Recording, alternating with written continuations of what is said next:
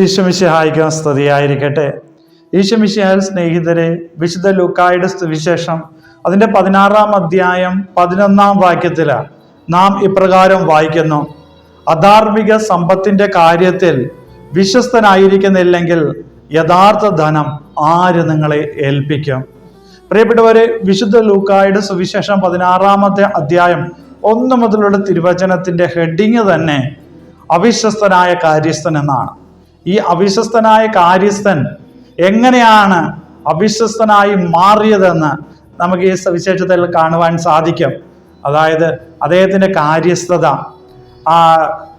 നല്ല രീതിയിലല്ലാത്തതിൻ്റെ പേരിൽ യജമാനൻ പറയുകയാണ്, നിന്റെ കാര്യസ്ഥതയുടെ കണക്ക് എന്നെ ബോധ്യപ്പെടുത്തുക, മേലിൽ നീ കാര്യസ്ഥനായിരിക്കുവാൻ പാടുള്ളത് അല്ല എന്ന്. കാരണം കാര്യസ്ഥൻ യജമാനന്റെ സമ്പത്തിന്റെ കാര്യത്തിലാണ് കാര്യസ്ഥൻ. അതായത് യജമാനന്റെ സ്വത്തും സമ്പത്തും കൊണ്ട് ക്രയവിക്രയം ചെയ്യുന്നത് കാര്യസ്ഥനാണ്. അപ്പോൾ യജമാനന്റെ കാര്യത്തിലെല്ലാം കാര്യസ്ഥനായിരിക്കുന്നത് ഈ കാര്യസ്ഥനാണ്. എന്നാൽ അദ്ദേഹം യജമാനന്റെ താല്പര്യങ്ങൾക്കൊത്തവണ്ണമല്ല ആ സമ്പത്ത് ഉപയോഗിച്ചത് എന്നുള്ളതാണ്.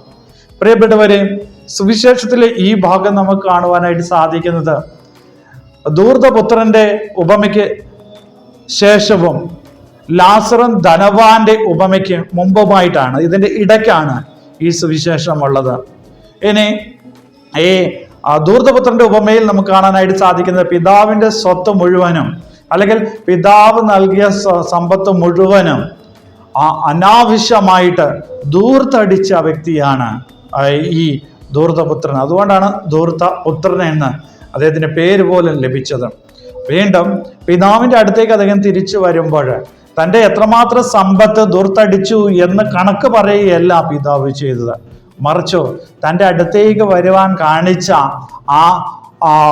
ആ സന്മനസ് കാണുകയാണ് പിതാവ്. പ്രിയപ്പെട്ടവരെ, അതേ പിതാവിനെ ഇവിടെ ഉപമയാക്കിയിട്ടാണ് യേശുനാഥൻ ഈ അവിശ്വസ്ത കാര്യസ്ഥന്റെ കാര്യം പറയുന്നത്. ഇവിടെ ഈ യജമാനനാണ് പിതാവ്. അതായത് പിതാവിന്റെ ധനം അദ്ദേഹം കൈകാര്യം ചെയ്തത് എങ്ങനെയാണ്? ദുർവ്യാപം ചെയ്തുകൊണ്ടാണ് എന്നാണ് സുവിശേഷത്തിൽ കാണുവാനായിട്ട് സാധിക്കുന്നത്. അപ്പോഴാണ് കണക്ക് ബോധ്യപ്പെടുത്തുക എന്ന് പറയുന്നത്. പ്രിയപ്പെട്ടവരെ, തീർച്ചയായിട്ടും ഈ കണക്ക് ബോധ്യപ്പെടുത്തേണ്ടത് എന്താണ്? വിധി ദിനത്തിലാണ്, മരണത്തിന് ശേഷമാണ്. പ്രിയപ്പെട്ടവരെ, ആയതിനാൽ ഇവിടെ പിതാവ്, അതായത് ഈ ധനവാൻ യജമാനൻ നൽകുന്നത് സ്വത്താണ്, അതിൻ്റെ കാര്യസ്ഥൻ മാത്രമാണ് ഈ കാര്യസ്ഥൻ എന്ന് പറഞ്ഞ പോലെ ഈ ലോകത്തിൽ ജീവിക്കുന്നവരായ നാം എല്ലാവരും പിതാവിനാൽ നൽകപ്പെട്ട സമ്പത്തിൻ്റെയും ധനത്തിൻ്റെയും കാര്യസ്ഥരെ മാത്രമാണ്. ഇനി പിതാവായ ദൈവം നമുക്ക് സമ്പത്ത് തന്നു, അതുപോലെ നമുക്ക് നൽകിയത് എന്തൊക്കെയാണ്? സമ്പത്തായിട്ട്, ധനമായിട്ട് നൽകിയത് എന്തൊക്കെയാണ്? അവിടുത്തെ സ്നേഹവും വാത്സല്യവും കരുണയും. അപ്പോൾ യേശുനാഥൻ ദൈവം ആഗ്രഹിക്കുന്നത്, നമ്മളിൽ നിന്ന് ആഗ്രഹിക്കുന്നത്, ഈ ദൈവത്തിൽ നിന്ന് തികച്ചും സൗജന്യമായിട്ട് നമുക്ക് നൽകപ്പെടുന്ന ഈ സ്നേഹത്തിൻ്റെയും കരുതലിൻ്റെയും കാരുണ്യത്തിൻ്റെയും ഒക്കെ സൂക്ഷിപ്പുകാർ മാത്രമാണ്, കാര്യസ്ഥർ മാത്രമാണ് നമ്മൾ ഓരോരുത്തരുമെന്ന്. ഇനി ആ സ്നേഹവും ആ കരുതലും ആ കാരുണ്യവും നമ്മൾ ദുർവ്യാപം ചെയ്യുന്നുണ്ടോ എന്ന് മാത്രമാണ് നമ്മളെക്കുറിച്ച് തന്നെ ധ്യാനിക്കേണ്ടത്.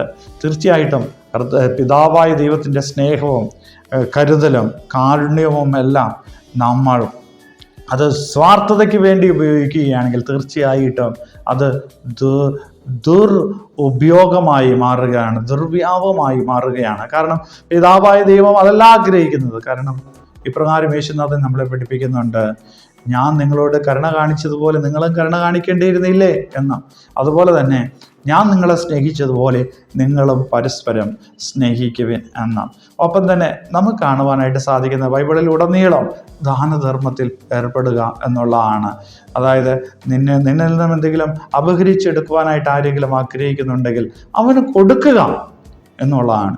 അപ്പോൾ ഈ ദൈവം നമുക്ക് നൽകിയ സമ്പത്തായ ദൈവസ്നേഹവും ദൈവകാരുണ്യം കരുതലുമെല്ലാം നമ്മൾ മറ്റുള്ളവർക്ക് ദൈവം ആഗ്രഹിക്കുന്ന പോലെ കൊടുക്കുമ്പോൾ മാത്രമേ യഥാർത്ഥമായിട്ടുള്ള ഒരു ക്രിസ്തുവിൻ്റെ അനുയായികളായി നാം ഓരോരുത്തരും മാറുകയുള്ളൂ. ആയതിനാൽ പ്രിയപ്പെട്ടവരെ, യേശുവിൻ്റെ ഈ ഉപമയുടെ അന്തസ്സത്ത മനസ്സിലാക്കിക്കൊണ്ട്, അതിൻ്റെ അഴക്കാമ്പ് മനസ്സിലാക്കിക്കൊണ്ട്, ആ പിതാവായ ദൈവത്തിൻ്റെ ഹിതം മനസ്സിലാക്കി ജീവിക്കുന്ന, പുത്രനായ ദൈവത്തിൻ്റെ ഹിതം മനസ്സിലാക്കി ജീവിക്കുന്ന, പരിശുദ്ധാത്മാവിൻ്റെ കൃപയോടെ ജീവിക്കുന്ന ഒരു വ്യക്തിത്വങ്ങളായി മാറാനുള്ള കൃപയ്ക്കായി പ്രാർത്ഥിക്കാം. ദൈവം നിങ്ങളെല്ലാവരെയും സമൃദ്ധമായി അനുഗ്രഹിക്കട്ടെ. നല്ലൊരു ഞായറാഴ്ച, നല്ലൊരു ദിനം ആശംസിക്കുന്നു.